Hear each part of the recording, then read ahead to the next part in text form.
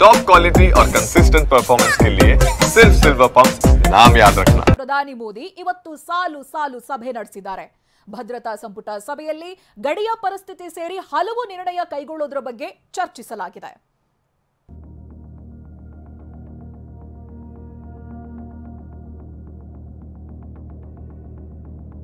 ವೃತ್ತ ಬರೆದಾಗಿದೆ, ಗೆರೆ ಹಾಕಾಗಿದೆ, blue print ready ಆಗ್ತಿದೆ.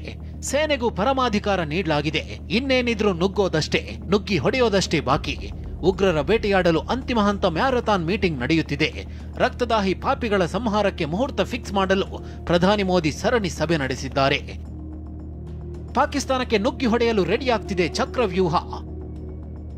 ಸಭೆ ಬಳಿಕ ಘೋಷಣೆಯಾಗುತ್ತಾ ಮಹತ್ವದ ನಿರ್ಧಾರ.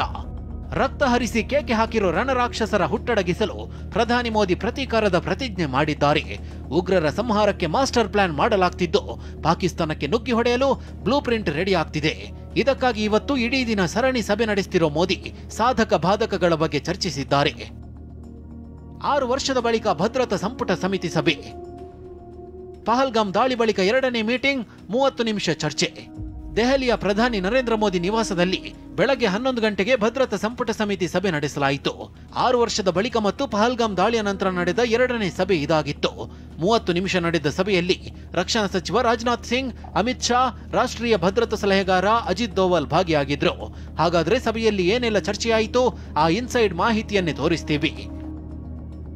ಗಡಿಯಲ್ಲಿ ಪಾಕಿಸ್ತಾನ ಅಪ್ರಚೋದಿತ ಗುಂಡಿನ ದಾಳಿ ಮಾಡ್ತಿದೆ.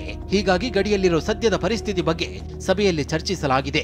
ಸೇನೆ ಯಾವ ರೀತಿ ಪ್ರತಿದಾಳಿಗೆ ಸಜ್ಜಾಗಿದೆ, ಭಯೋತ್ಪಾದಕ ಶಿಬಿರಗಳು ಎಷ್ಟಿವೆ, ಎಲ್ಲಿವೆ, ಉಗ್ರರ ಅಡಗುದಾಣಗಳ ಮೇಲೆ ಅಟ್ಯಾಕ್ ಹೇಗಿರಬೇಕು, ಉಗ್ರರ ಅಡಗುದಾಣಗಳ ಮೇಲೆ ದಾಳಿ ನಡೆಸುವ ಕುರಿತು ಚರ್ಚೆ ಮಾಡಲಾಗಿದೆ. ಇದರ ಜೊತೆಗೆ ಪಾಕಿಸ್ತಾನದ ವಿರುದ್ಧ ಕಾರ್ಯಾಚರಣೆ ನಡೆಸೋದಾದ್ರೆ ಹೇಗಿರಬೇಕು ಎಂಬ ಬಗ್ಗೆ ಪ್ರಧಾನಿ ಮೋದಿ ನೇತೃತ್ವದಲ್ಲಿ ಸಮಾಲೋಚಿಸಲಾಗಿದೆ. ಭದ್ರತಾ ಸಂಪುಟ ಸಮಿತಿ ಸಭೆ ಬಳಿಕ ರಾಜಕೀಯ ವ್ಯವಹಾರಗಳ ಸಂಪುಟ ಸಮಿತಿ ಸಭೆ ನಡೆಯಿತು. ಈ ಹಿಂದೆಯೇ ಬಾಲಕೋಟ್ ದಾಳಿ ನಡೆಸಿದಾಗ ಸಿಸಿಪಿಎ ಸಭೆ ನಡೆಸಿದ್ದ ಸರ್ಕಾರ ಇದಾದ ನಂತರವೇ ಪಾಕಿಸ್ತಾನಕ್ಕೆ ಮುಟ್ಟಿ ನೋಡಿಕೊಳ್ಳುವಂತೆ ಅಟ್ಯಾಕ್ ಮಾಡಿತ್ತು. ರಕ್ಷಣಾ ಸಚಿವ ರಾಜನಾಥ್ ಸಿಂಗ್, ಗೃಹ ಸಚಿವ ಅಮಿತ್ ಶಾ, ನಿತಿನ್ ಗಡ್ಕರಿ ಸೇರಿ ಹಲವರು ಭಾಗಿಯಾಗಿದ್ರು. ಪ್ರಧಾನಿ ಮೋದಿ ನಿವಾಸದಲ್ಲಿ ಸೂಪರ್ ಕ್ಯಾಬಿನೆಟ್ ಸಭೆ. 3 ಸಭೆಗಳ ಬಳಿಕ ಸೂಪರ್ ಕ್ಯಾಬಿನೆಟ್ ನಡೆಯಲಿದ್ದು, ಇಂದಿನ ಕೇಂದ್ರ ಸಚಿವ ಸಂಪುಟ ಸಭೆಯಲ್ಲಿ ಎಲ್ಲದಕ್ಕೂ ಮುಹೂರ್ತ ಫಿಕ್ಸ್ ಆಗುವ ಸಾಧ್ಯತೆ ಇದೆ.